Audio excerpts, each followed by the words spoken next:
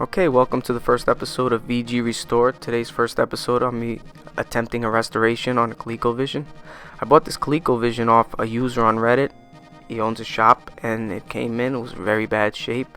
It seemed to be very neglected, rusted, possibly from water damage. He tried to test it and he couldn't get it to work. As you can see, there's a lot of rusting on the power port here. But all in all, this unit isn't in bad shape. It's not cracked, it's not physically damaged. Let's test it.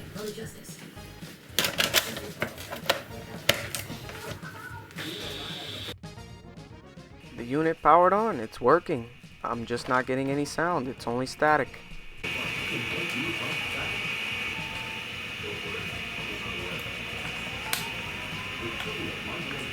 The first controller I test, I can tell right off the bat it's not too bad. It's a little unresponsive, but all in all, for what it is, it's not awful. Alright, let's get started. Let's unplug these controllers and see what's going on. Alright, I'll start just by removing these 8 screws.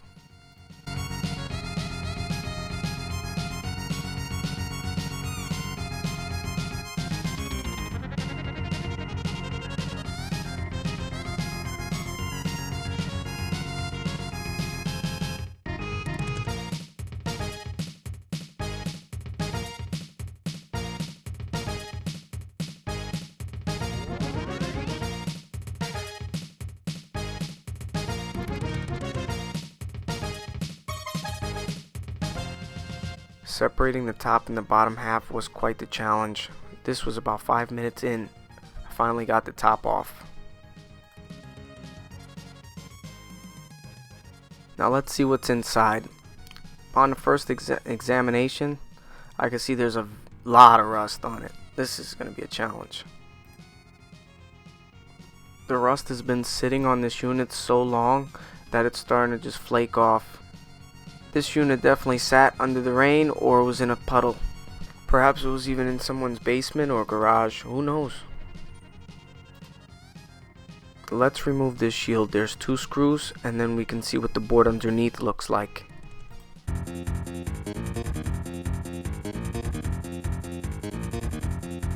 This RF shield didn't want to come off. I realized they soldered it to the board, so you just desolder it and it'll come right off.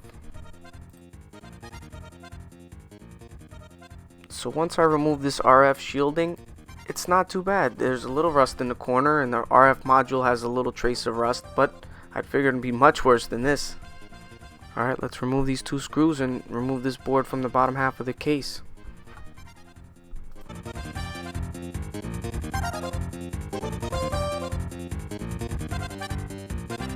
And the board just lifts right off. So I removed the RF shield and the power plug. Yeah, the board isn't too bad. The bottom is not bad at all. There's no rust on the bottom, just dust and debris, but that can be cleaned off. Okay, if I'm going to troubleshoot this board, I have to connect it all up and test it out again.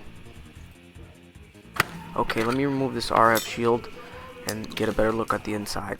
It seems like there's a chalky residue on the inside, like a white film all over these components. But nonetheless, the pot is here. Let me tweak. After a few seconds, success, I immediately hear this sound come through.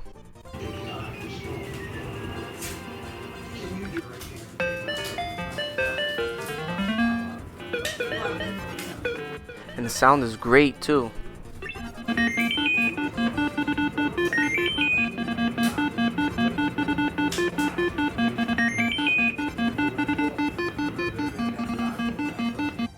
Okay, that was actually easier than I expected, so let's on to the next step of this restoration. I start by removing the power plug, which is 4 wires soldered to the board. I tend to set my iron to about 300 degrees Celsius, and the ground pin is always stubborn. I always have to raise 50 or 60 degrees to get it off.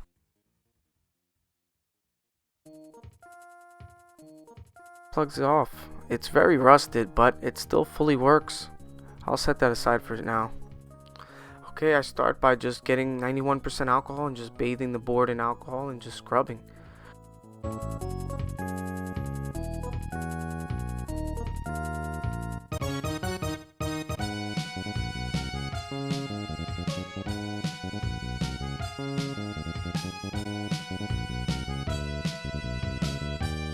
You can really get an idea of how much rust is really on this board. Just look at my work mat.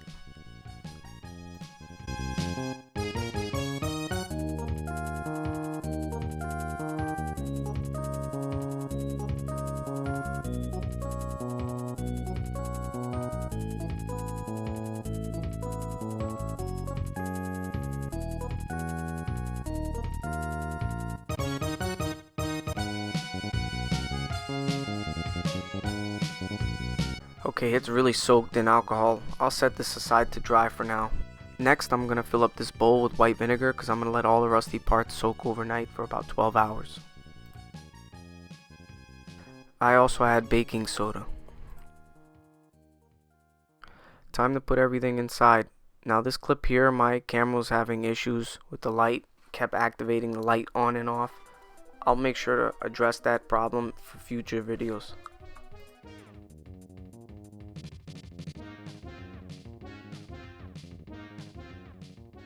I do actually add more vinegar to the bowl off camera because it wasn't enough. Okay, let's take apart the controller. Just 5 screws on the bottom here and it comes apart.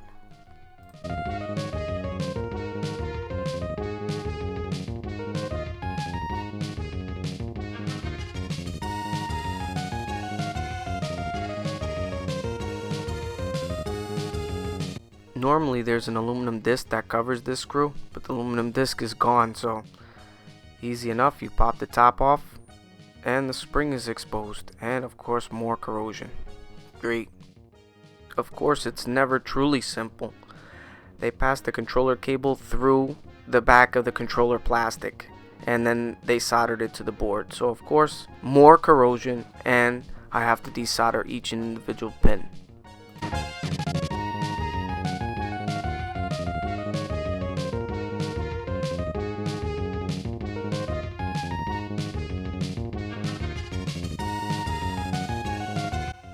Now I pass the controller wire through.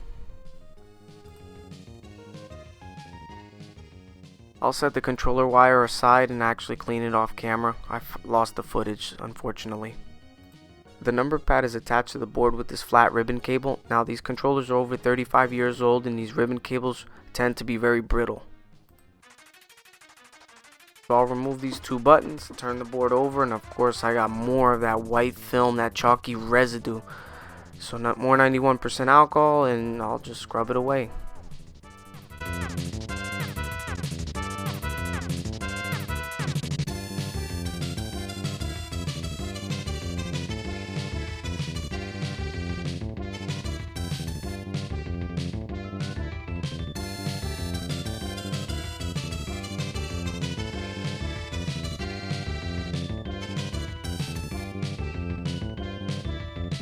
As you can see, it's a big improvement over how it was.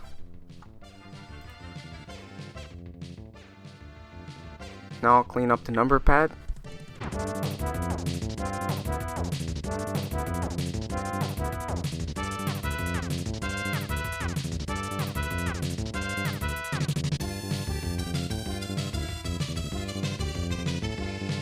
I also do the same for the other controller, but this controller had the disc, so this is how I removed it with the little screwdriver.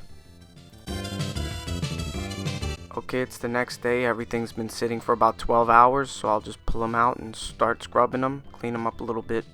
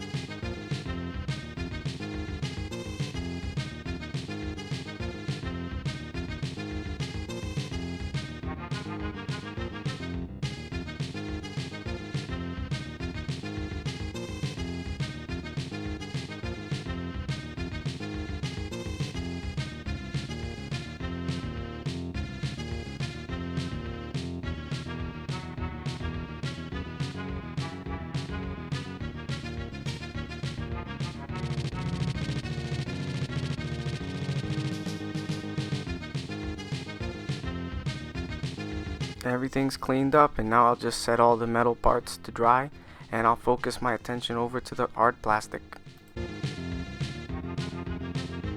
For the exterior plastic, I just use soap and water and just scrub it till it's clean.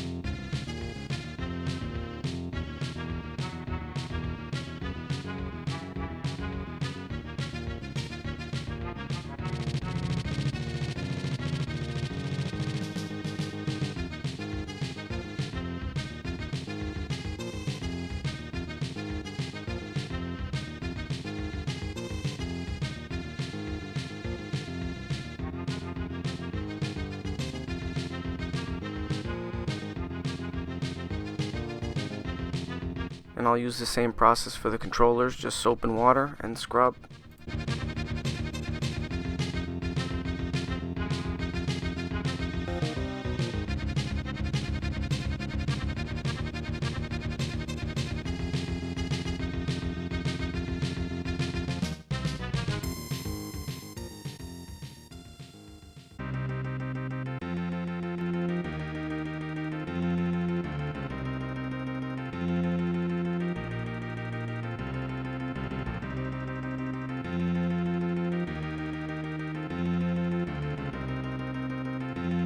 Okay, now I'm going to take some soldering braid and clear up these holes so I can reassemble the controller.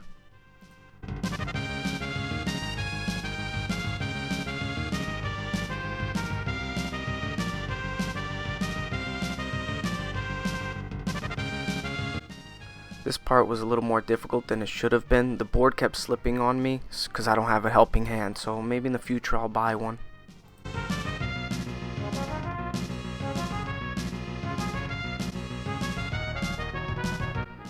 Okay, so time to reassemble the controller. I'll pass these wires through this little hole here.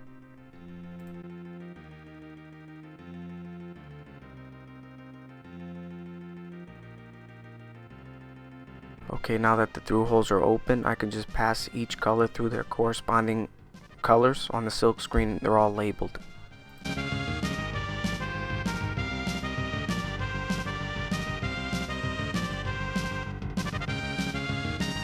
Okay, skipping ahead a little bit, and here's the finished product. Everything's soldered up. Now I gotta fit this ribbon cable in, which the ribbon cable, being over 30 years old, is not cooperating with me.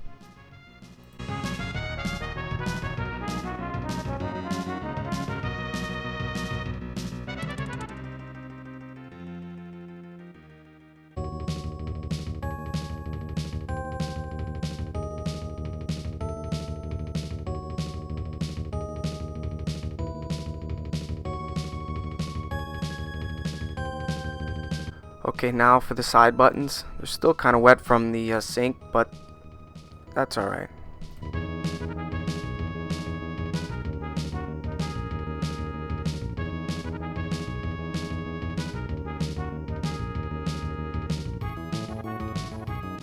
Okay, time for the spring. The spring just sits on this plastic piece that sits on top of the buttons, and then it just snaps closed.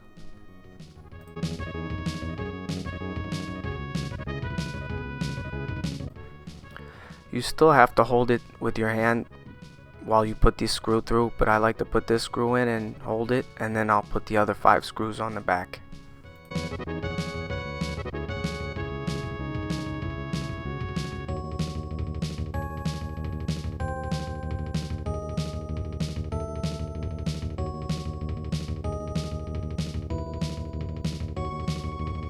Now I give a little test, make sure all the buttons are working, nothing is stuck, everything seems to be fine. Okay, now I'll use some desoldering braid to open up these 4 through holes so I can put back the power plug.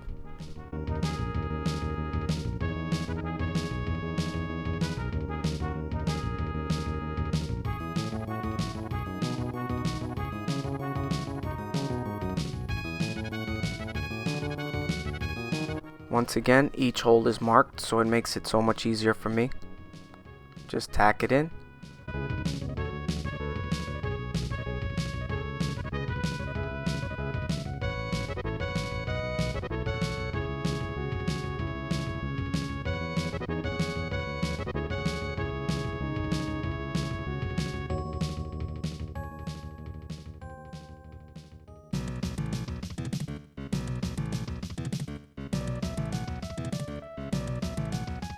Okay, now time to reassemble everything. Unfortunately, this RF shield all flash rusted slightly, and I'm not going to put it back in the vinegar.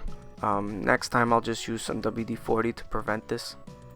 The unit is working, that's all that matters, and it's still much better condition than it was before, so I'm still happy with it. Same for the power plug, it's still rusty, but it's still a lot better than it was before. So let's put these screws in.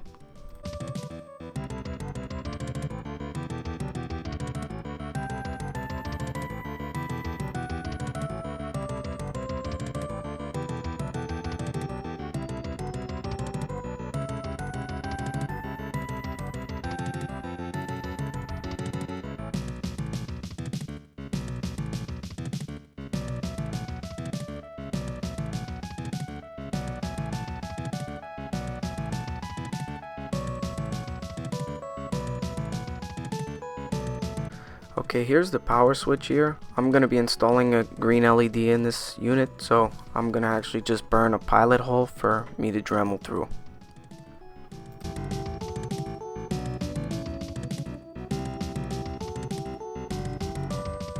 So now I'll take a Dremel and drill a hole through this pilot hole.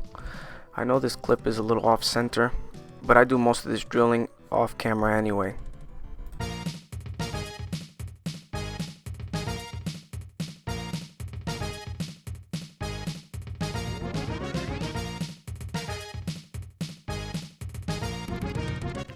Okay, here's the green LED. I actually wired it up with a 470 ohm resistor because I'm going to be drawing power from the 12 volt line of the switch.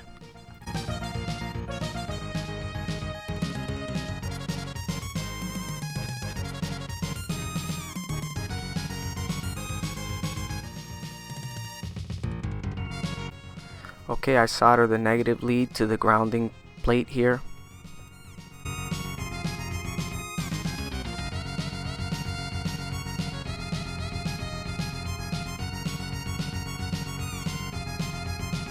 Okay, I know right here is difficult to see, but I'm just soldering the anode, the positive lead of this LED, to the top leftmost pin of this switch. Okay, time to plug it up and see if it works. Wow, it actually looks really nice. Okay, now fit the reset switch and let's put this thing back together. We're done here.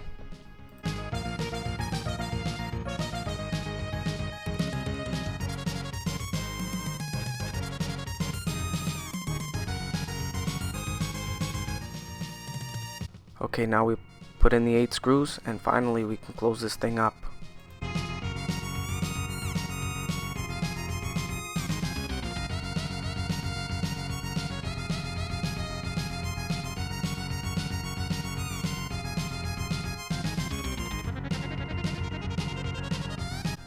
Okay, this sticker here is just worn down and beat up, so I'll just use some Goo Gone and lather it.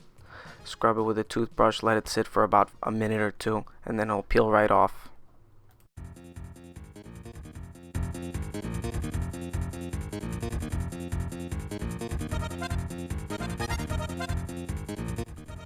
Damn it, I couldn't pull it in one shot. Oh well, it still came off fairly easily.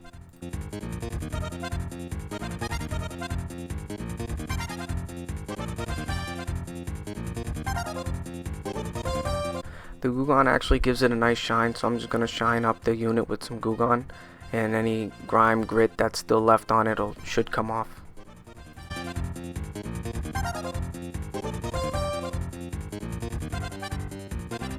One last thing, I need something to put over these controllers, so I got this cardstock that's shiny. It's not quite the same as the original units, but it's better than nothing. I think it looks better. And I just put some glue and glue them in.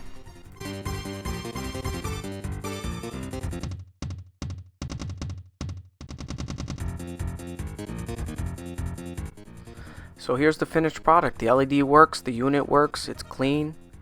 As you can see, it's much better than before.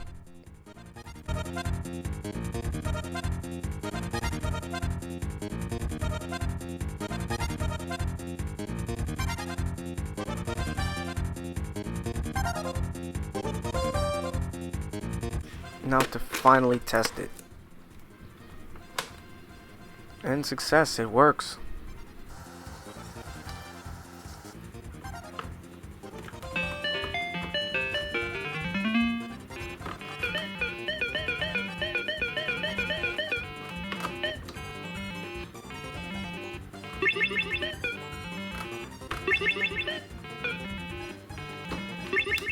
Playing with one hand is actually difficult. So I really enjoyed this project. The unit works, it's LED modded. So if you like this video, just like, comment, subscribe, tell me what you think. Thanks for watching.